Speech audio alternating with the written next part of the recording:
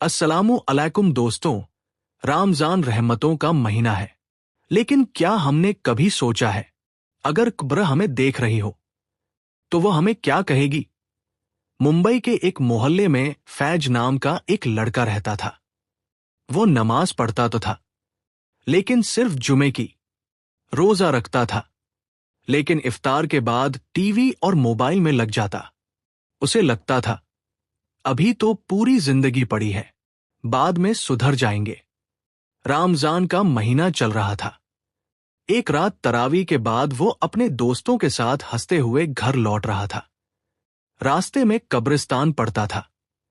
दोस्त आगे निकल गए, लेकिन फैज का ध्यान अचानक एक कब्र की तरफ गया। हवा चल रही थी, चारों तरफ सन्नाटा था।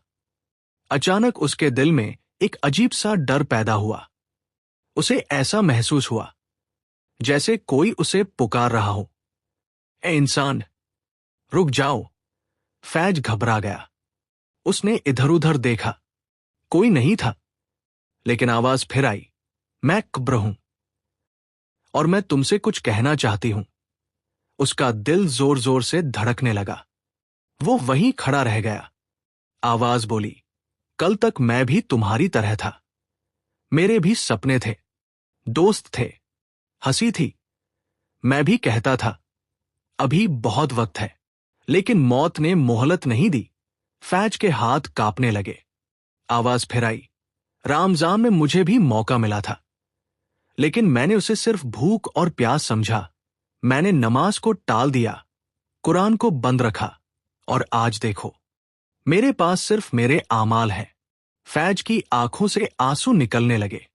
ए इंसान, वक्त बहुत कीमती है। जब तक सांस है तब तक मौका है।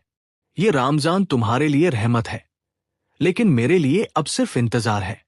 मैं हर दिन यही दुआ करती हूं, काश मुझे एक और रमजान मिल जाता। फैज जमीन पर बैठ गया। उसका दिल कांप रहा था। उसे अपनी छोड़ी हुई नमाजें याद आने लगी। वो झूठ, वो गीबत, वो वक्त की बर्बादी। आवाज आखिरी बार गूंजी, ए इंसान, अगर आज तुम बदल जाओगे तो तुम्हारी कब्र रोशन होगी। लेकिन अगर तुमने वक्त गवा दिया तो एक दिन तुम भी मेरी तरह पुकारोगे, काश मुझे एक और मौका मिल जाता। अचानक सब कुछ खामोश हो गया। हवा रुक गई, जैसे कुछ हुआ ही न हो। फैज भागते हुए घर पहुंचा। उस रात उसने पहली बार दिल से तौबा की, वुजू किया, नमाज पढ़ी और रो रो कर दुआ की, या अल्लाह, मुझे एक सच्चा बंदा बना दे। इस रमजान को मेरी जिंदगी का मोड़ बना दे। उस दिन के बाद फैज बदल गया। अब उसके लिए रमजान सिर्फ रोजा नहीं था, बल्कि अपनी आखिरत संवारने का मौका था। दोस्तों, हम सबके पास आज वक्त है। सांसें चल रही हैं, दरवाजे खुले हैं, लेकिन एक दिन ऐसा आएगा जब कब्र हमें बुलाएगी। तब हमारे पास सिर्फ हमारे आमाल होंगे। सोचिए, अगर आज कब्र आपसे बात करे तो क्या वो आपसे खुश होगी? ये रमजान सिर्फ गुजरने के लिए नहीं है, बल्कि बदलने के लिए है।